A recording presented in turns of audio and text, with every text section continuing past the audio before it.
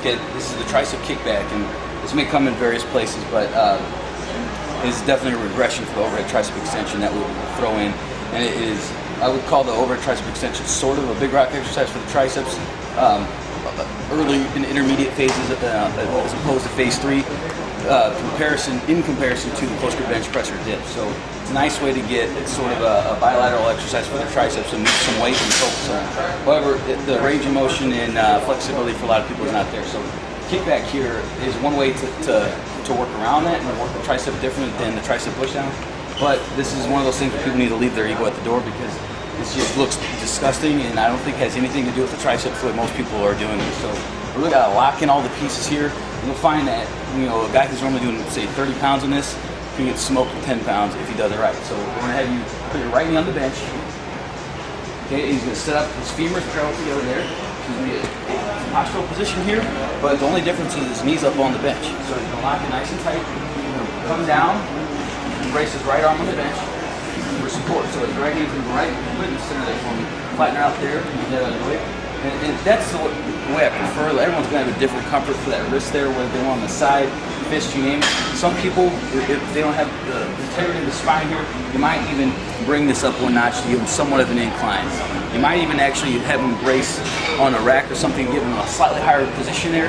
As long as you're not having them stand upright, they're really gonna lose the heart and soul of the exercise. So we're gonna do the way I prefer here. We're gonna lock it in the spine, nice and tight. So these little positions from his foundation first is what's going to make all the difference to keep him from breaking down and compensating all over the place. So we're going to raise all our tight scapulars together. We're going to come around to this side. So now he's locked in with his basic support positions there.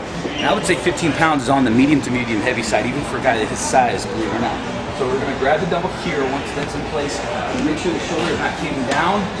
And make sure he's not over twisting or anything like that. So I'm going to pop him into place here, lock his shoulder into the position. He's gonna bring the elbow up, bend, not even starting yet. So see how he's twisting his back up as soon as he comes up. So I'm gonna reflatten there, hold tight. Okay, so I'm gonna hook this here first just to give him that idea what's going on. He's gonna hinge back and squeeze, then down slow. So as soon as he comes up, he wants to turn away. So I'm gonna prevent that. Keeping that scapula down, hinge back and squeeze, good. Inhale, hinge back, squeeze, 3, good. Hinge back, 4, nice. I'm gonna slowly let go and see how he does. 5, good, not bad. 6, just reminding him. So squeeze, 7, in a hybrid phase, or if he's having trouble, I might say 1, 2, 3, 8, 1, 2, 3, 9, keeping that shoulder from caving, 1, 2, 3, 10, 1, 2, 3, 11, and 1, 2, 3, 4, relax. So you can see he's slightly tilting backward on this. So the goal again is not to do the work for him and come in there and take over all this posture control. It's to cue it in so he knows how it should feel, because it really, so many little moving parts there. He's strong. That's easily started to move, and your body doesn't move in these straight lines. There's a lot of complex and sequences there, but I want to focus on one little piece here. So I need to lock all those angles and positions into place, and I'm going to keep reminding him and reinforce that, but then back off and see if he keeps those positions on his own. If he does well, I stay away and let him do it on his own and just reinforce that. When he breaks down, I might just do a little reminder, popping that shoulder back, etc. If that doesn't work, I gotta go in there and hold him so that muscle can get the isolated work that it needs, because I'm not going to flop around like an idiot.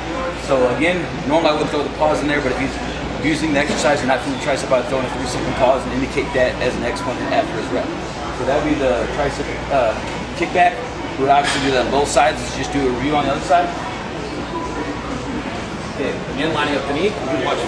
Watch from the side. So line up the knee, raising the hand. That dumbbell's in their way already. He's gonna be dodging around that and getting shifty with his balance there. So I would get it out of the way, or just hand it to him when he's ready. So he's got his postural position in place. And I'm gonna give you the dumbbell there. Good. Locking that elbow up, nice and high. Exhale, extend back, kick, and down. 1. Extend back, 2, inhale. Exhale, squeeze, 3. I'm just palpating that to really wake up that tricep. So squeeze, 4, good. And squeeze, 5, good. Inhale. So squeeze, 6, good, inhale, exhale, 7, notice that head position, just really keeping those ankles tight. 8, as soon as he would drop down, he would open that up and start internally rotating the shoulder material. 9,